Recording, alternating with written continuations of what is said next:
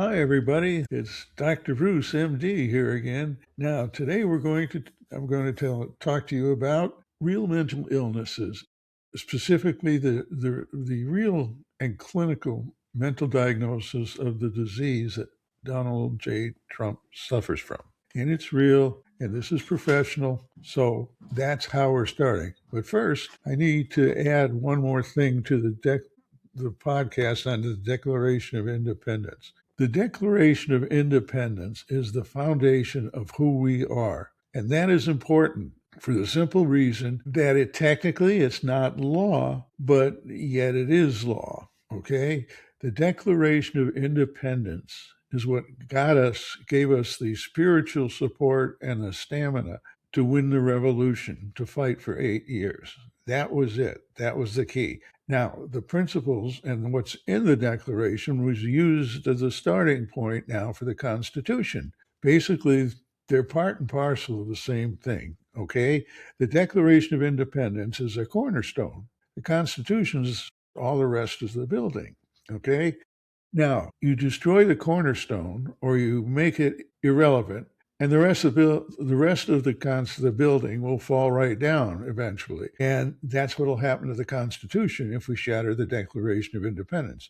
Now, by shattering, it's a matter of behavior and ignoring it, because technically it's not law, which is what Trump and his cohorts have done. And that's what I was showing in starting my series of podcasts with the Declaration of Independence. Okay, doesn't matter if you tear it up. Okay, if the original copy gets burned, big deal, because it's a spiritual thing, and there's zillions of copies, and there's a copy in everybody's computer, probably in the world, and you can't destroy that. All right, but you can make it irrelevant, and that's what Trump is doing. And he's done a damn good job because he has eliminated and violated every single premise in the Declaration of Independence. And so we'll stop with that. But you must understand that. You can't do that and still preserve what we are, because the Declaration of Independence is not only gave us the spiritual strength to get through the revolution, but it gave us the spiritual strength to stand up and fight and get through the Civil War, which was a horrible time. And again, at World War II, all right, when we were being attacked from the East and the West, both well-organized empires that were destroyed as a result. And the spiritual force needed for that to keep us together and to protect our way of life, including our Declaration of Independence, which is the cornerstone. That is what got us through. It got us through the years later with the Korean conflict, the Vietnam War, and lately the Arab countries' war, including Iran. Now we will move on to the next topic, which is the pathology and the clinical insanity of Donald J. Trump. First of all, the obvious things you can see is that he's a liar. Okay? He lies about everything. Fact of the matter is, I'm not sure he could tell the truth about anything.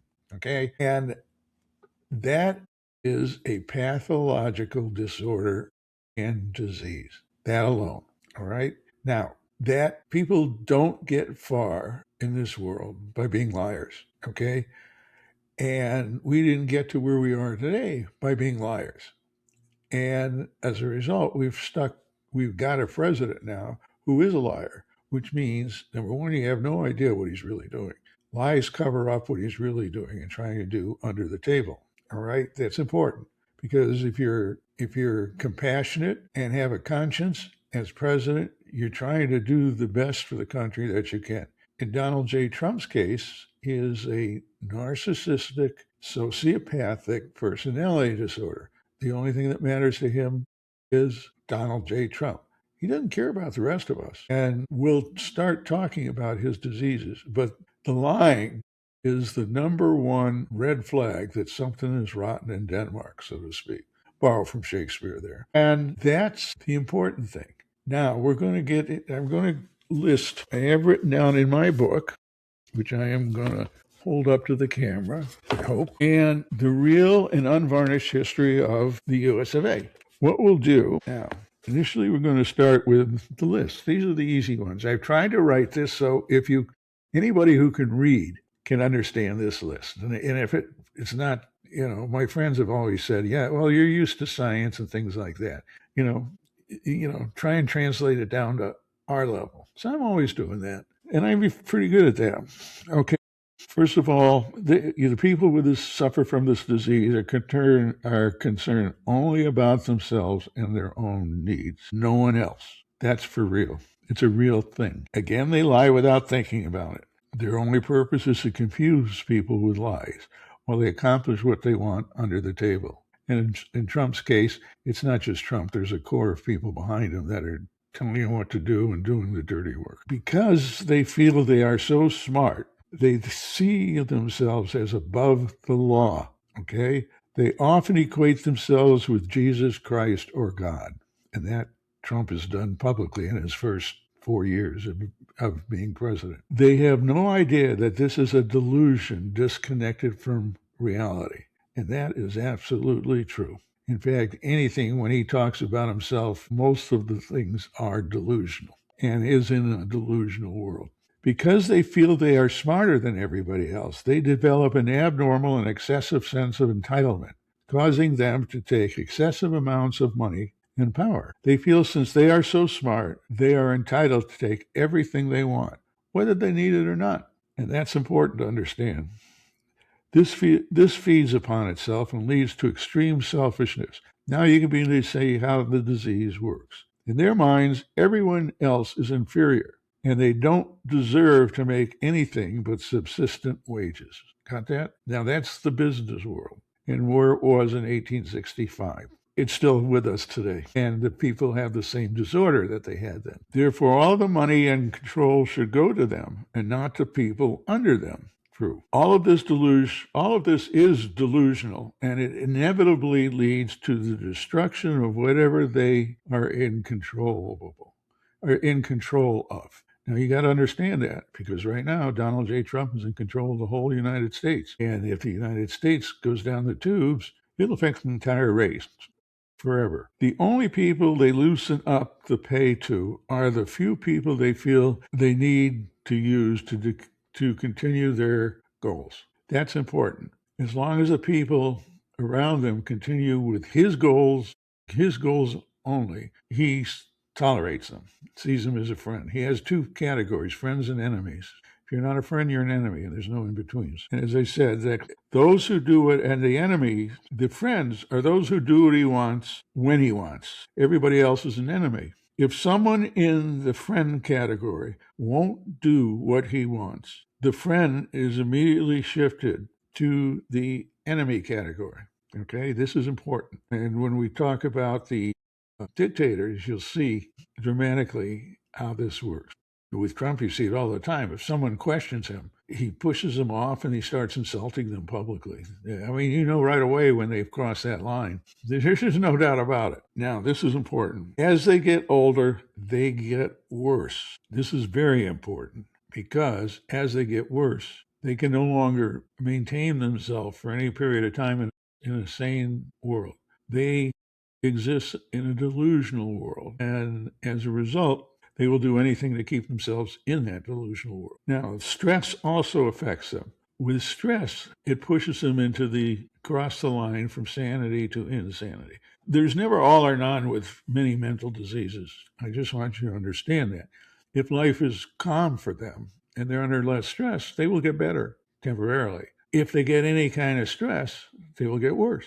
Okay? It's really that simple. That's I gotta admit, that's kind of the way I look at it as a physician with plenty of experience. Now, what happens now as they get worse, you're wondering, well, what happens? Well, they deteriorate eventually into severe paranoia. And as I said, sometimes they go back and forth. They also are good at covering up their disorder so those close to them do not or cannot perceive that they are in a delusional world. That's important. With people like Donald J. Trump, he's got a lot of people befuddled. He got whatever he got in his last election, 55 million votes. Okay? Basically, folks, he is in a delusional world, and it's dangerous. and we'll go through that. Anyway, if when they are paranoid, that if the stress does not let up, they become very dangerous and they become a non functional person. Now, 95% of the people who are suffering from this delusion won't get this far.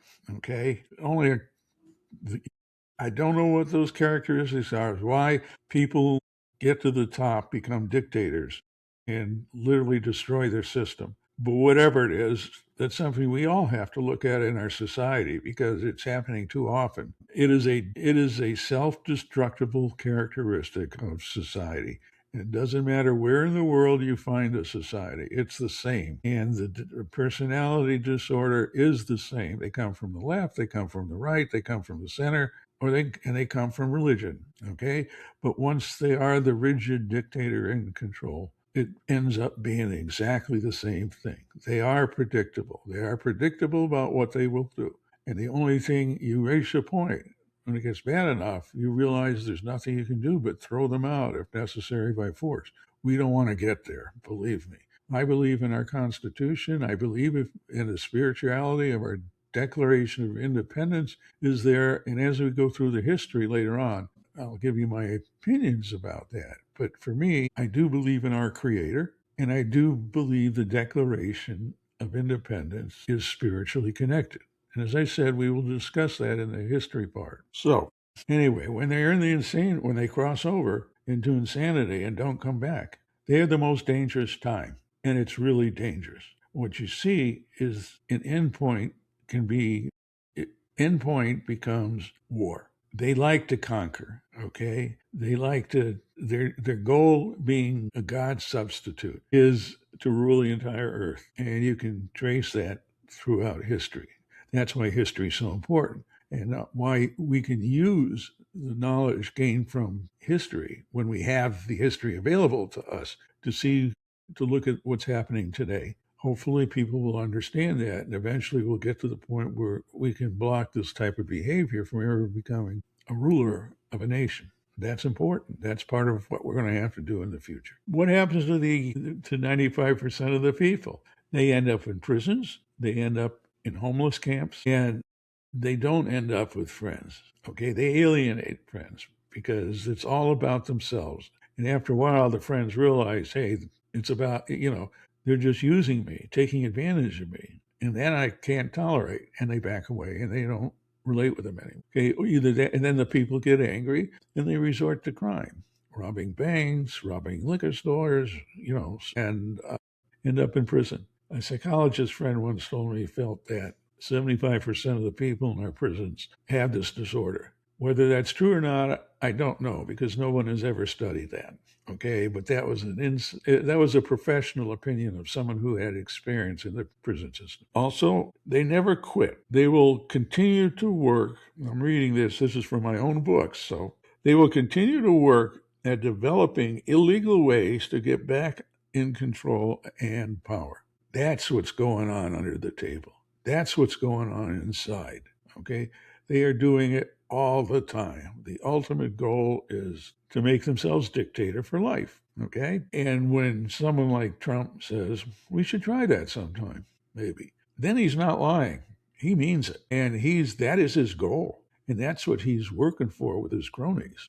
As you can see, looking at his first 4 years and then looking at the last 16 months, it's nuts. Their modus operandi, or MO, never changes. This is important. Because once you understand this and you're able to discover their MO, not by listening to them, but through their actions. It's their actions that tell you what's going on, not their words. The words are nothing but a subterfuge to make a cloud of confusion around you so that you don't understand what's really going on underneath. It's important to know that. That's critical. Working through that, believe it or not, is not easy, okay? Because people, when they get in power, they're used to manipulating people. With this disorder, they got there by manipulating people, by doing all these things. And they will continue. It'll get worse, okay? Now, the purpose of this is people like Trump have learned in life that if they continue to accuse their opposition of doing illegal things, the opposition will get so overwhelmed with confusion that they lose sight of what is going on around them. And this is true. Okay. Again, once you read through history, it's why history has to become part of our politics today, because history is full of examples of people doing this. And even though they may have lived 400 or 500 years ago, or even 2,000 years ago, their behavior is the same. The times are different. The technology obviously is different, and that also that limits their behavior. But the behavior is identical to what it is today.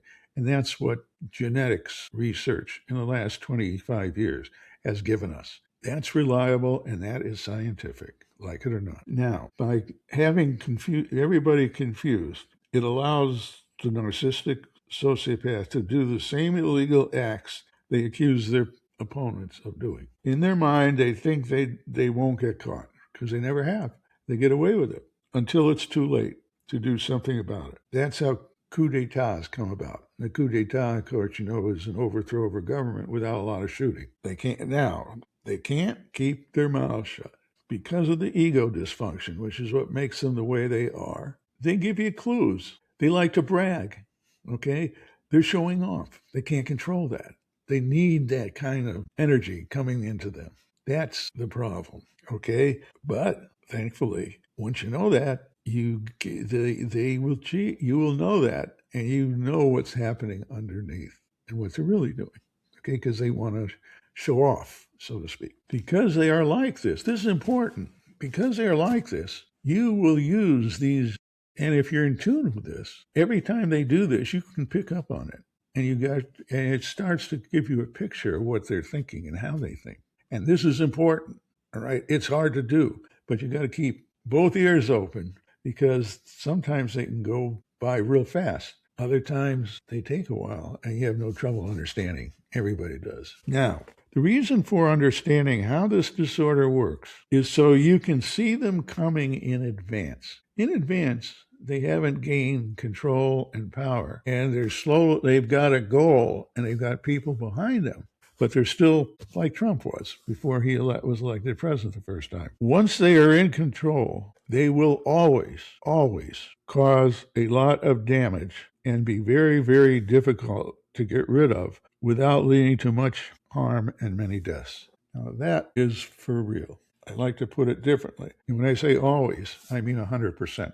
Okay? Trump is a perfect example of that. All right?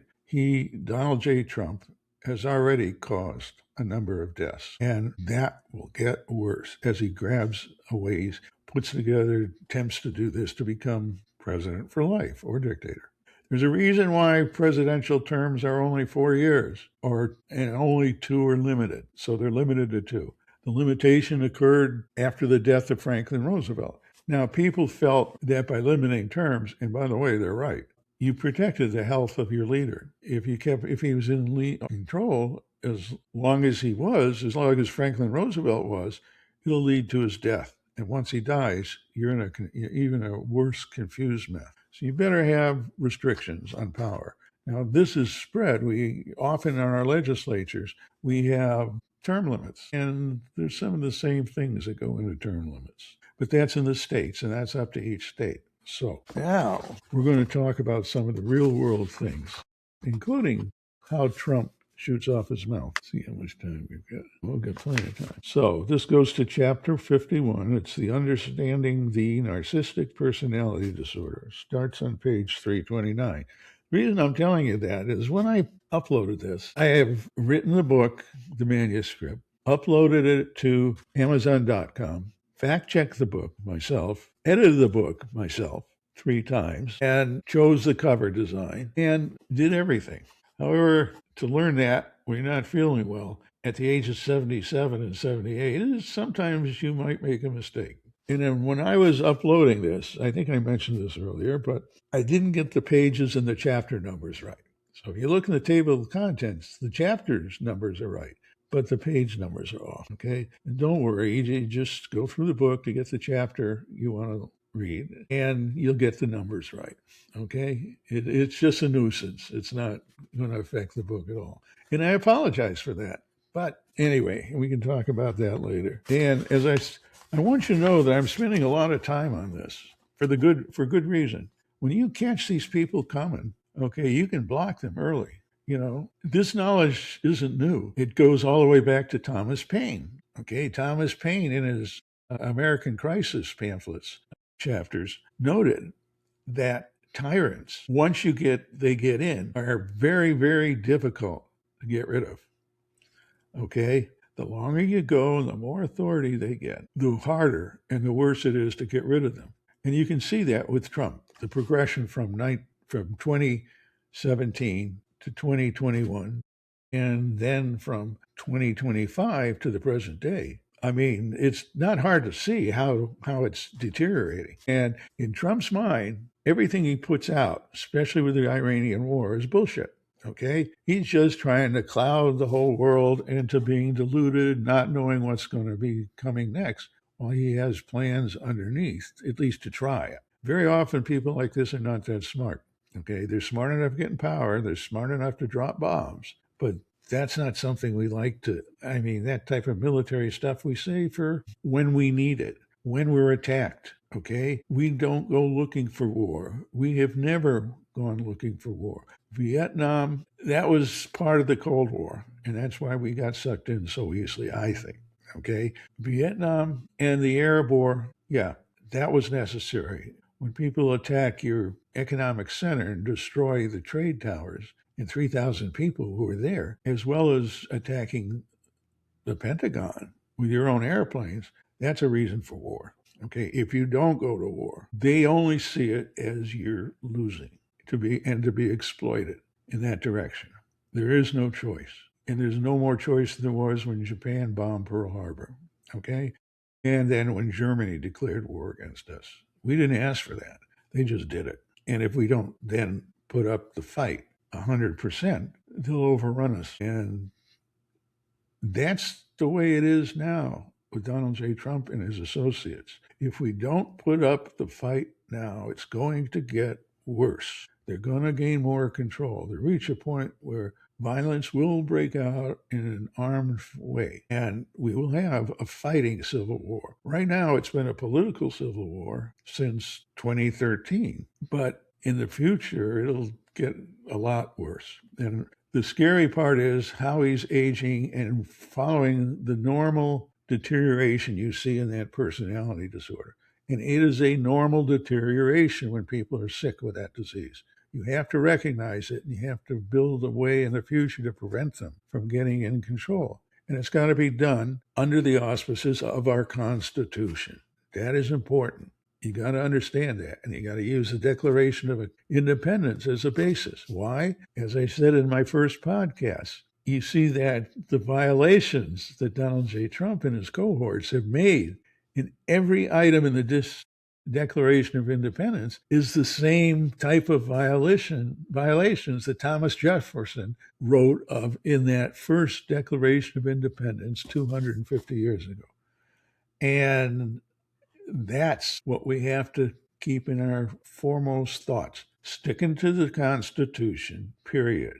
Preventing any damage to the Declaration of Independence, whether it be physical damage or political damage, which has already been done. And we want to stop that.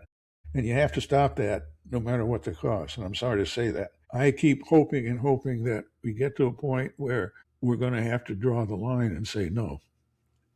And let's hope not, because that would be an all-out war. Troops would get involved. Computer hacking would become routine. I mean, that's a really bleak outlook for the future. But, and I'm going to tell you this, you have to do it.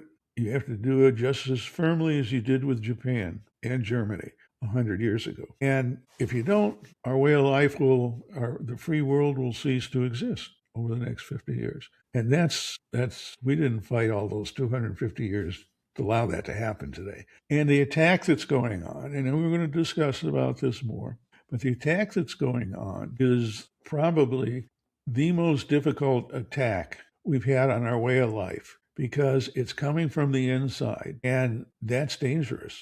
You don't know how to stop it from coming from the inside. However, it's not just from the inside. It's also coming from Russia with their dictator, Vladimir Putin. Same personality type as Donald J. Trump. Okay? They're buddies, but they're not buddies. Putin has suckered Trump in, and Trump can't get out. He has to stick to the party line with Putin whenever Putin wants it. And if he doesn't, then Putin just has to, he can expose everything that's gone on overnight. And I know people don't believe that. And I will move on now, but I just want to say, in my opinion, the investigation chaired by Bob Mueller years ago was, in my opinion, the best investigation that anybody could have done in that circumstance. Bob Mueller and his crew worked their butts off for 2 years. And let me tell you, they got it right. And the one thing I want to say is that the only way to stop someone like Trump from the inside is first to accept the reality and the facts that Russia has been with him all along and actually controls him. And that's where you start. You have to start that way. You have to trust what our CIA and FBI has found out. So, in the meantime, let's go on, because there's a lot to cover. Okay, now, one of the more important lessons I learned in medical school on my junior year psychiatry rotation starts with, I'll explain to you this story because it was one of the more frustrating experiences of my life, but I learned a lot. And it is the basis of many psychiatric illnesses, and it's the basis of Donald Trump's mental illness. So we went, I had, in my junior year, once a week, it was a month-long rotation, we had a lecture given to us by the head of the department. His name was, and this is real, Jolly West, Est, and Jolly, just so you know. And one day, and then after the lecture was an hour, we would then divide up into smaller groups. And in my case, that Jolly West was the leader of our smaller group, which was 6 students. Okay. Well, this one day they talked about, started with the lecture, and they talked about, and I'm going to give you these words and I'll spell them for you.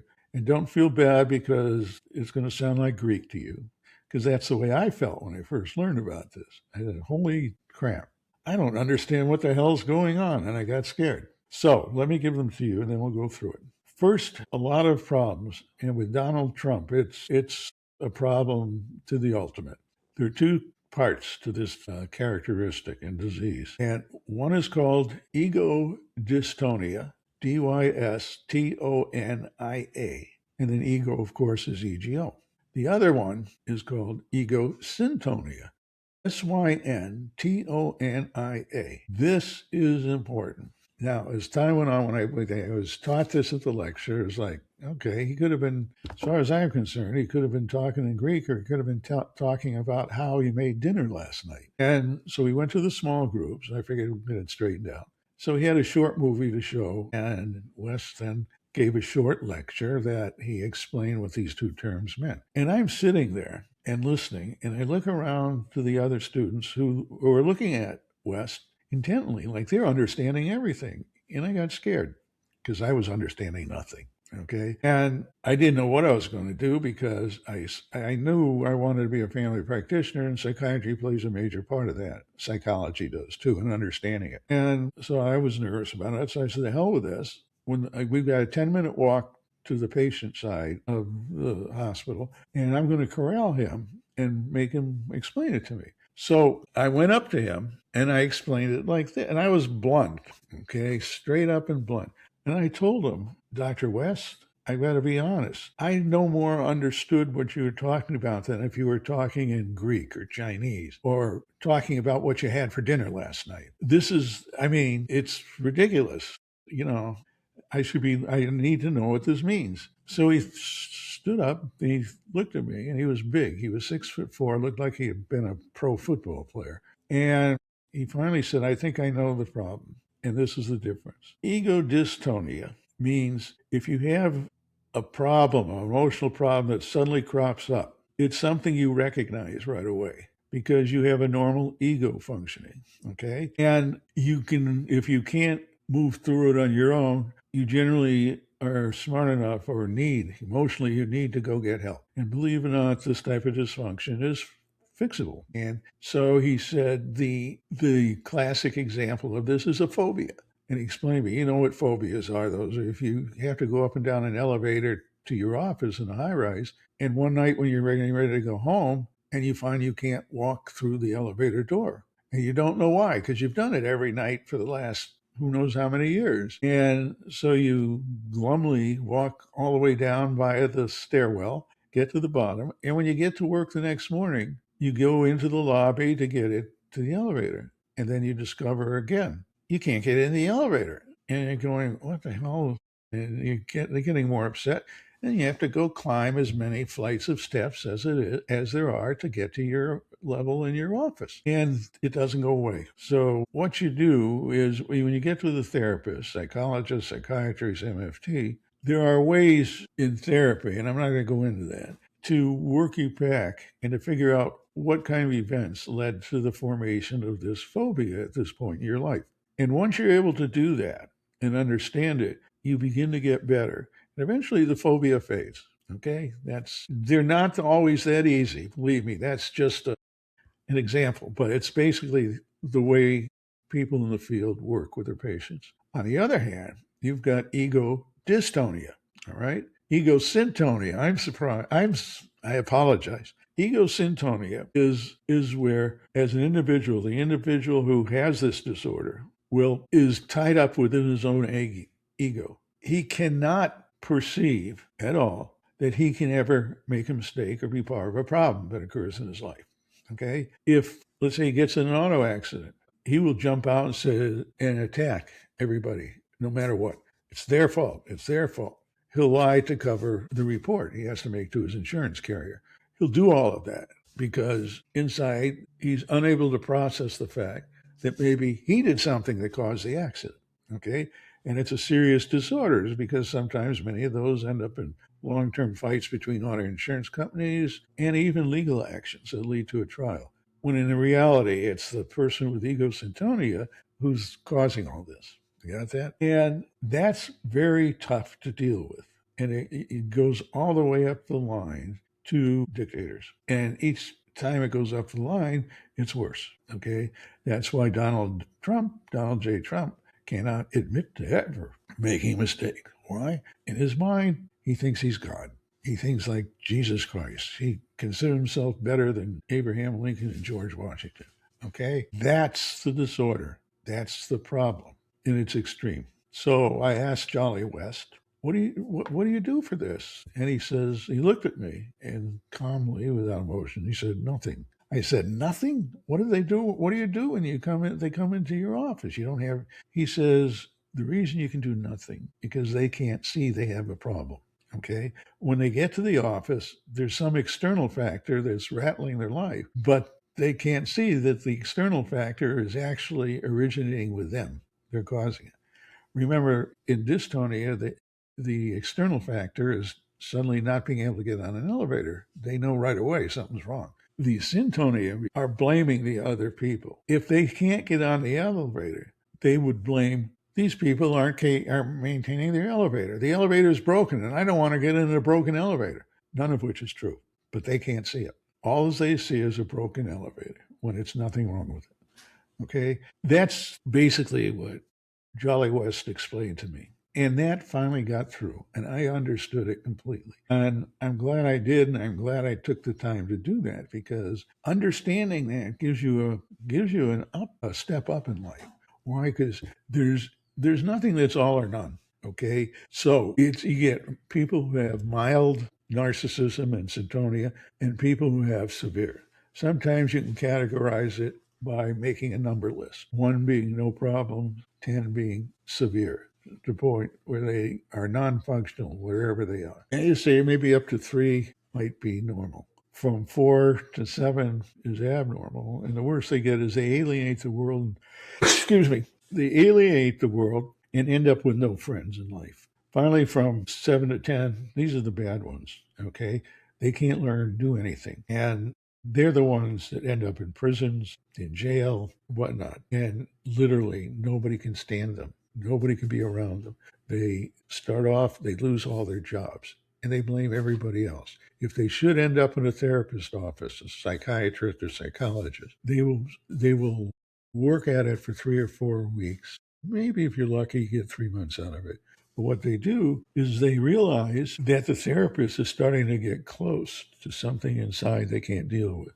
So what they do is they get up and leave, tell their family and their friends that this therapist doesn't know what they're talking about. You know, it's a waste of my time to be there. And that's the way they are. And that's why Jolly West said it's untreatable. So, of course, I asked him, now, what do you do when they show up in your office and you know they've got this disorder? And he looked at me and said, we do the best we can to help them get through life without getting in too much trouble. But none of us is delusional about the fact that we're going to cure them. And he says, you have to learn that's part of your training and your practice. And so I actually was very impressed with him, but I didn't say what I felt inside. I said, well, why the hell didn't you tell us that in the first place and put it in your lectures? But I didn't say that, kept my mouth shut. And when I got to the room where the rest of the session was going to be, I was talking to a couple of my friends in the group and saying, hey, I finally understand this because I want to share it with them. And they looked at me and they didn't care. They don't want to know. Why? As far as they're concerned, it's all black magic and they're not going to go into psychiatry. And they just shut it out of their mind. So that's a problem we have in medicine with people and their egos too. So, but I have found that exceedingly useful because you can smell it a mile away. It's easy. And with someone like Trump, you can make the diagnosis easily by knowing that they lie all the time and they won't take credit or responsibility for anything. Why? They see it is everybody else's fault, period. And if you try and show it to them and prove it to them, we used to use the term bolt. In the office of the psychiatrists, they bolt. And they go out, as I said, and tell their friends and family that psychologist doesn't know what the hell they're talking about. Well, they did know what the hell they were talking about. It was just the opposite. And when they tried to work the patient into dealing with it, the patient wouldn't deal with it. He refused, for whatever reason, when they have this disease, they won't look at it. And when they're forced to look at it, they get violent and explode. So the question is, what do you do? How do you handle it when you're at a presidential level? Well, the only answer is with great difficulty. And you pray that you can make the changes and stop it without a physical hot war, like developed in the Revolution, like developed in the Civil War when South Carolina attacked Fort Sumter and all the other Confederate states joined them. Okay. Again, the northern part of the Union of the United States was busting their tail and had been for 40 years to work out compromises and then to end slavery by working out compromises. But when Lincoln was elected, they said, the hell with this, and they just bolted, so to speak, out of the Union. And that led to the 4-year Civil War. So that's the problem. Now, that's just one of the problems. That varieties of that can show up in other dysfunctions, not just the narcissistic sociopath. And one of the interesting things about this disorder is the lower down ones. In other words, the people in the order, maybe about 5 if you're lucky, 4 or 5. If you can get them to go to a psychiatrist who can then give a prescription for one of our basic psychotropic drugs, sometimes even as like an SSRI, selective serotonin reuptake inhibitor, which makes a major improvement in the life of almost everybody in this country when they get stressed. If you can get them to take it, they'll take it for maybe 3 months. And in a lucky case, they'll take it for 6 months. But what they do is they then say, I don't need this stuff. There's nothing wrong with me. I don't like the side effects. And they cut it off automatically. And literally within a week, they're right back where they started with no permanent improvement from the drug. And their behavior disorder goes on.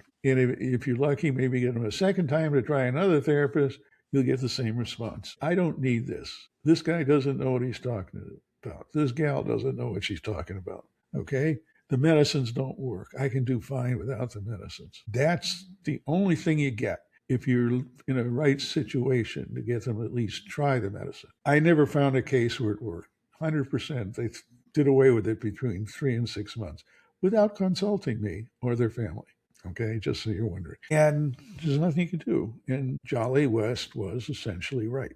Okay, that's the understanding. That's when you approach Donald J. Trump.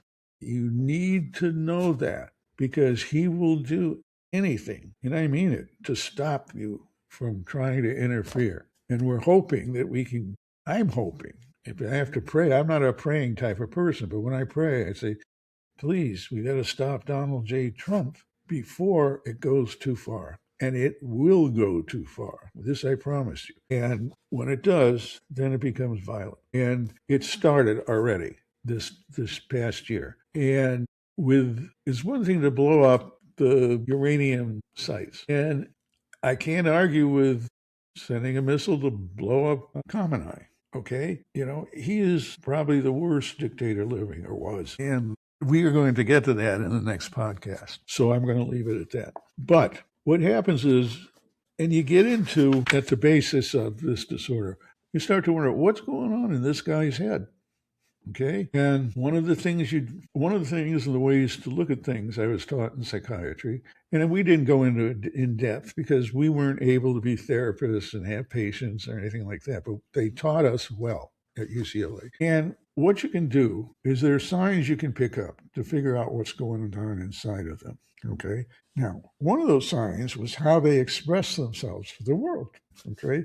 Sometimes it's easy. It's how they cut their hair. It's how they talk. With women, it was how they do their makeup. And these are all things I was taught. But in addition, the first 4 years that Trump was in office, everybody with his orange hair, which made no sense. Okay. If you want to look decent, you don't want to have orange hair that makes you stand out. Okay. That's a first clue that there's something not right inside. All right. You notice most of the time he colors it now. And he wouldn't change for 4 years. And the truth of it is, he basically looked ridiculous. But in his mind, he saw it as something that made him stand out and made him feel important. Okay. That's what's going on inside his head. However, the worst part, and the hints that come along give you a clue. And those hints are important, right? It can be verbal hints when you don't expect it. They can trip up in the middle of a sentence and they can't pronounce one of the words. Now that shows you they have a clear thought disorder. And he's done it a lot. A lot of times he'll get in the middle of a sentence and tries to keep going on. He says, well, and he can't do it. So he goes on to something else. He's been schooled in that. When I was in psych, again, in reading about psychiatric disorders, they called that particular symptom as word salad. And it is a thought disorder. Why? Because you go in, you do a computer-assisted tomography and an MRI of their brains, and they're normal. They're both normal. So you can't find anything to account for that. And all you can do is talk to them, and you find it. So those are the things that give you clues, and they're good clues, believe me. With Trump, I'll go through a couple of them real quick. The word salad often came up very often in his first term. Okay, when he came after the Paradise fire in California, Northern California, that killed 80 people, he came back to stop. He didn't give any comfort. By the way, they never give comfort. They can't. They all, as I said, when you see it's their fault, what he said about the fire, that's because you didn't take care of the forest properly or the ground cover. It's not our fault. We shouldn't have to pay for this. That's the aggressive stance of the narcissistic, sociopathic character disorder. But what he did was he couldn't say paradise. So what he did was he substituted it, or either consciously or subconsciously, with the word pleasure. Now, Jerry Brown, the governor, was standing next to him, and he just coughed a little bit and said, pleasure, paradise. Now, most people would pick up on that, and they go, oh, sorry, I meant to say paradise. But he didn't. And he went on and again, and he jumped over the word. And he came in again where he had to say the name of the town and the fire. And he, again, could not get through the word. And he couldn't correct himself. There was something missing in his thought process. He couldn't correct it. So he went back and said pleasure. And this time Jerry Brown kind of coughed and said a little louder. It didn't affect Trump at all. He didn't care. After all, if he's going to say it wrong, that's their problem. As far as he's concerned, if he says it wrong, it's right. Okay, that's what's going on in his head. Another one. Now, these are more subtle, but they're real. And you have to have an understanding either from history and psychology a little bit. For example, one is obvious. That's the Helsinki Conference of 2018. It was in July.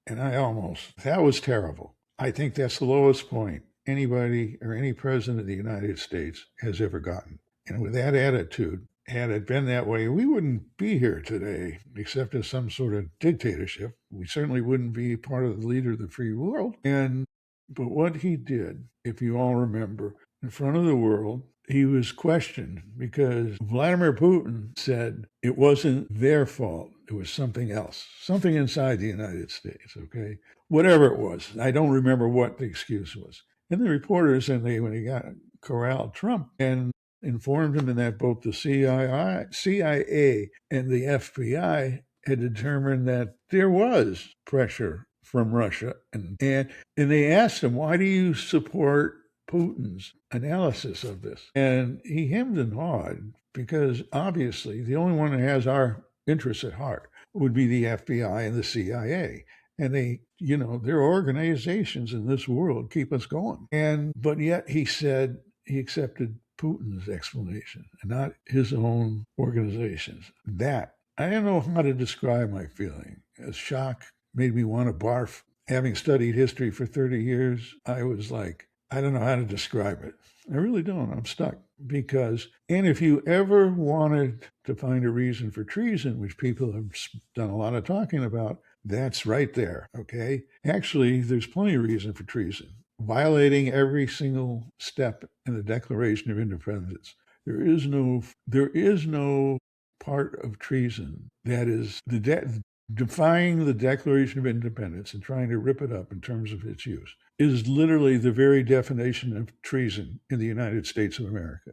Why? Because when he signed on in the second time, you swear to defend the rights of the United States against all, and I don't have this exact act, against all enemies, both external and internal. They don't make a distinction. He swore to that. And now he's dumping, the enemies. He's tearing apart the Declaration of Independence. He's sent troops and ICE into places that have led to innocent people being murdered or arrested and doesn't give a damn. He doesn't care. And that's the way dictators start. And that, without question, that labels him as a dictator. And it means we have to fight to stop him. Just so you understand,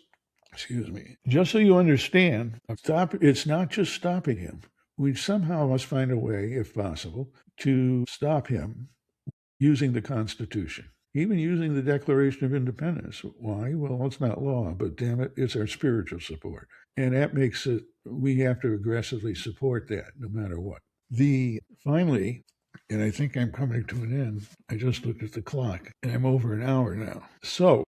But I do want to finish this up. So it is important. It's not just moving Trump and his cronies out of control and out of power. It's the second part, which in some ways might be even harder, is to establish protocols to prevent it from happening again. And to do that, we have to get everybody together on the same page, whether they're in Washington State, New York, California, Alabama, Mississippi, Florida, Texas. We have to care about who we are and what we are and how we got here enough so that we've done a lot to prevent our enemies from attacking us today and the enemies that existed against us 80 years ago. And that's the way it should be. But now we have to do something to protect ourselves from being attacked from our own internal enemies. And don't kid yourself, these people are our enemy. And we have been in a political civil war since 2013, when Trump had his first beauty contest for Miss Universe in Moscow. It's no coincidence that Putin set up a computer intelligence agency secretly in St. Petersburg that began to work against us. That's for real, and I will explain it when we discuss the Russian affair, because you need to understand that. And you need to not dance around the bush. And remember, those of you who voted for Trump, there's nothing wrong with that. Trump's a master at deceiving people, and he knows how to use that. But the fact of the matter is, you got to understand, even at the beginning, I thought he was a fluke, just a playboy that just bullshitted his way into being the Republican candidate in 2016. As I learned, and as I hope you all learn, that wasn't the truth. It was more than that, went much deeper, and he had a whole core behind him working it, as well as a foreign core, as we know, from Russia. So we have to reestablish protocols to prevent that from happening again. And those protocols, in the form of amendments to the Constitution, have to be within the framework of the Constitution. Our saving grace from now and in the future is our Constitution as well as that Declaration of Independence. Without those, we won't last. And if we keep allowing people internally to get control who want to turn themselves into dictators, sooner or later they're going to be successful because with each attack, with each war, they learn more. Okay. And we can't afford to let that go on any further. That's going to be a lot of work. Okay. The reason that's going to be a lot of work is you got to get all these people who disagree now that are polarized. We're going to have to figure a way to start agreeing. Okay. And it's important. We need people from every walk of life that want to participate, that should participate, not want to, but have to participate. And that includes racially, you get people of color, people who are white, Native Americans, Hispanics, people who are quote unquote brown. I personally don't see the difference, but I will, towards the end of this podcast regarding this book, will explain what racism is and stigmatization. And anybody else you can think of. People of Asian background, people with, European background, people from Australia, people from South America, Central America, Canada, you name it. Everybody has to feel comfortable about it. And everybody has to get together because this is important. If we can't do this, we're going to lose. And we're going to lose our way of life eventually. This is the most important thing facing us, how to do this. Okay. In my opinion, I don't have a lot of suggestions other than it's going to require, I think, a national convention, not a constitutional convention to rewrite the Constitution. No, that's a no. You don't rewrite constitutions. Why? Because our Constitution has a very good clause in it that allows for us to make amendments. That's what we want. Okay, when people rewrite constitutions, they get a chance to rewrite it any way they want. And they insert things that are sneaky.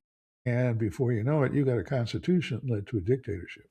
Okay, you don't rewrite constitutions. We're probably the only one with a constitution in the world that has a mechanism to change. And as you can see, we've done that well. As we'll talk later, the 12th Amendment to the Constitution changed the Electoral College, and then the changes of the Constitution after the Civil War eliminated slavery.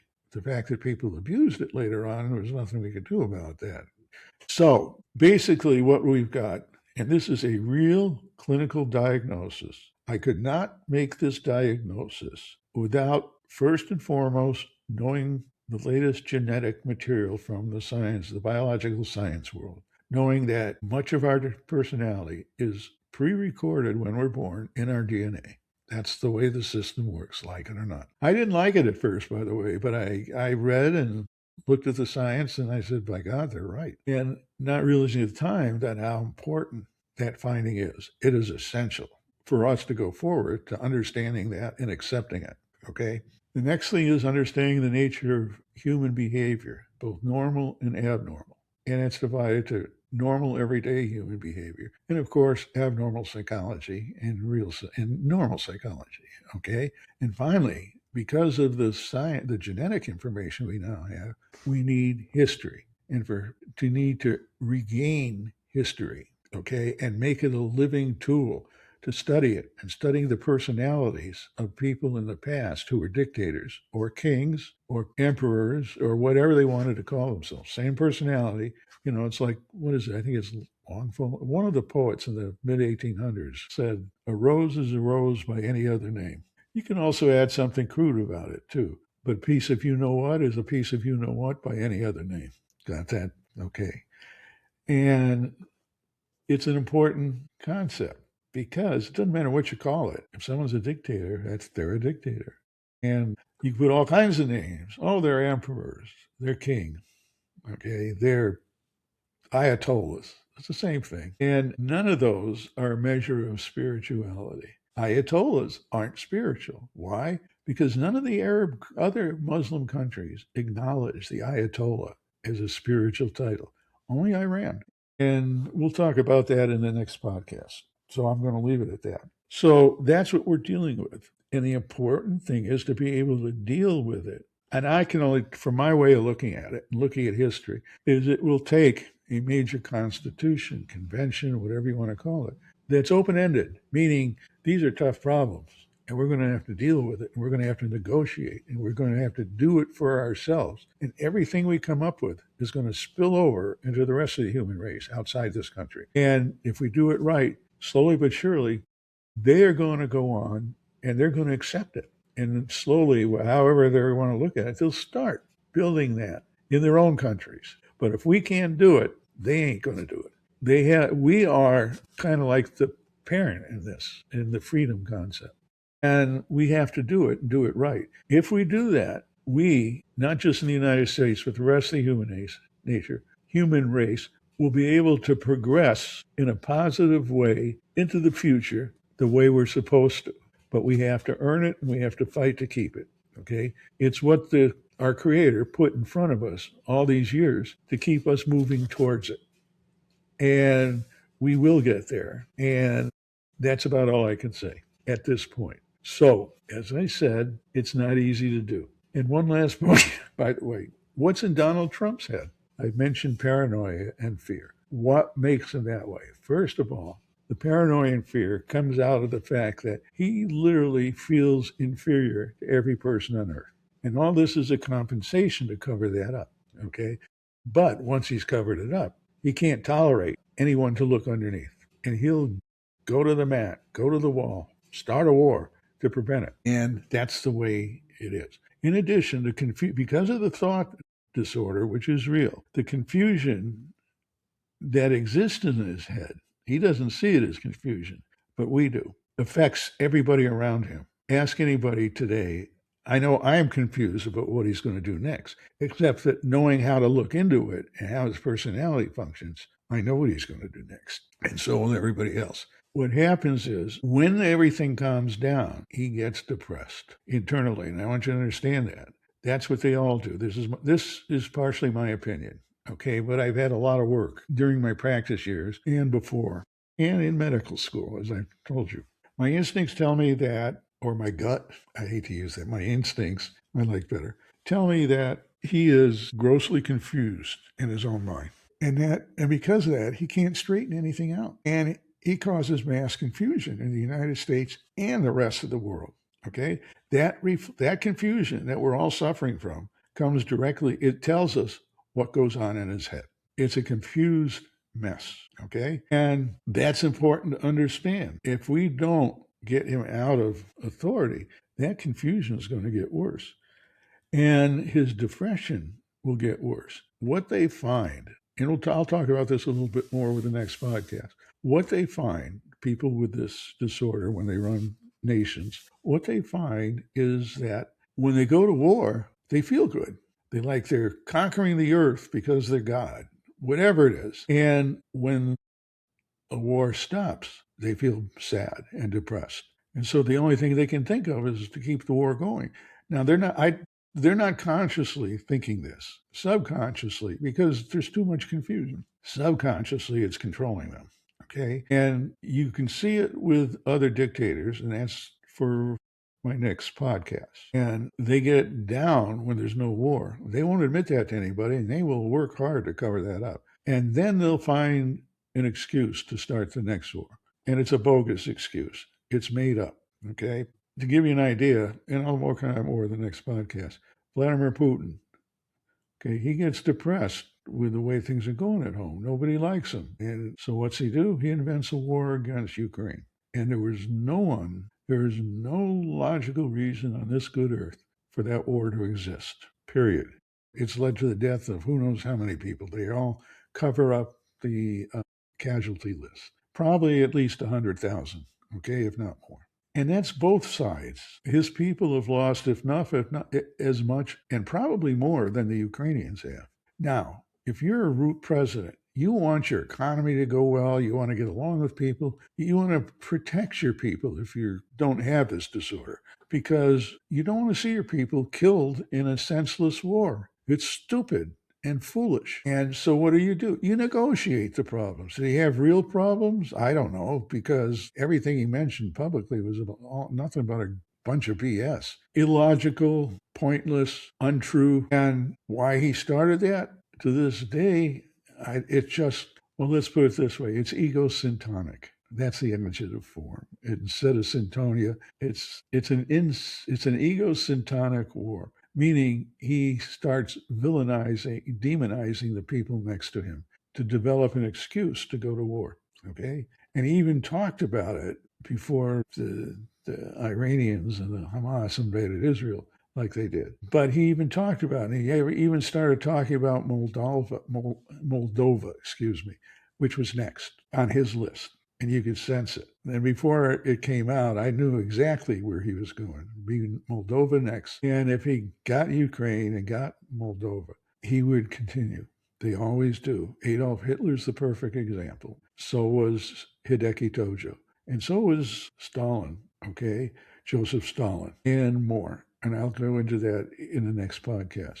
But they always do. And you have historical backup to prove it. And you can use that historical backup to prove it now. Whereas prior to the year 2000, we couldn't. We always said, oh, that's ancient stuff. We've moved beyond that. No, we haven't. Even though technology improved, if you look back, we make the same mistakes over and over again. And that ends up with the philosophers where their saying is, we learn from war that we don't learn from war. And the other one is, if you don't learn from war, you're condemned to repeat it. Okay? Those are true. And the only way you can learn from war is to understanding the behavior of the people in the past that led to wars and what their behaviors were. Because instead of throwing it out saying, oh, that's a long time ago, we've evolved beyond that. No, we haven't evolved beyond that. When we finally get together and we go through getting Trump out of control and his cronies out of control and dealing with our own weaknesses now in the Constitution, all of which have been exposed by Donald J. Trump, which is kind of nice in a strange sort of way. And we have a list we can look at. It's like going through the Declaration of Independence. Oh, each item that Thomas Jefferson wrote about applies to today in Donald J. Trump. How do we stop that? Well, they stopped it then with the war. We don't want to go that far. And then they developed the Constitution. And that's how you stop that, if you can. You know, it failed. It failed with the Civil War. And they all picked up their stuff and left, you know, and which is a very juvenile response, by the way, just so you know. It's like a bunch of kids playing with the ball, and you have one unpleasant person that wants to control it. He also is the one who brought the ball. And if you don't do what he wants, he says, well, I'm going to take the ball and go home. And they do, because I remember several times being in that situation. And whereas if I brought the ball, I would never take it home until we were all done. That's the difference. But by following the protocols and developing what we're trying to develop in terms of a positive free world, where these problems internally, and we can't move on unless somehow we've begun to correct the internal problems. Okay. And by correcting them, we will evolve. We will evolve to a higher plane, and it comes next. And that's what's going to happen. If we don't, sooner or later, the whole human race is going to go down the tubes. I'm sorry. We could even end up back as a bunch of tribes. Only this time we'll be worse. We don't have tons of oil underground. We don't have tons of metal underground. You know, we've got to protect these things. And in getting worse, you'd end up eliminating half the animal life on the planet. Once you do that, then we're all going to be dead. So those are the things we've got to work on. And that's how you do it. And with that, I'm going to close today. And I want you all to understand, I am not a pessimistic person. I am against war. I do not like war, but I'm not a pacifist. Okay? Situations arise in life where you have no choice but to go to war. And when you make that decision, you have to go 100%, because if you don't, your enemy's going to run over you. And that's important. You don't want your enemy running over you. Okay? And that's why you fight. But those are the only reasons to go to war. And to repeat myself, it's why we had to go to war in World War II and lose 500,000 people. It's why we had to go to war in 1861 and lose 600,000 people. It's awful. But you don't have a choice, because if you turn around and ignore it, the problem will get worse. And that's where we are today. It's not, we can't ignore it.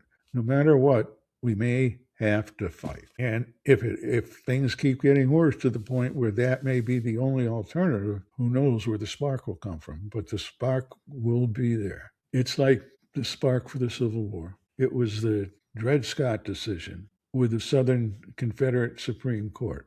kind of like today's Supreme Court. And the Chief Justice, Roger B. Taney, ruled against Dred Scott. And that exploded throughout the country. And then after that, Lincoln got elected. And that was that. The South Carolinians said, basically, screw you, invaded and encircled Fort Sumter, and the war grew from there. But we will talk about that.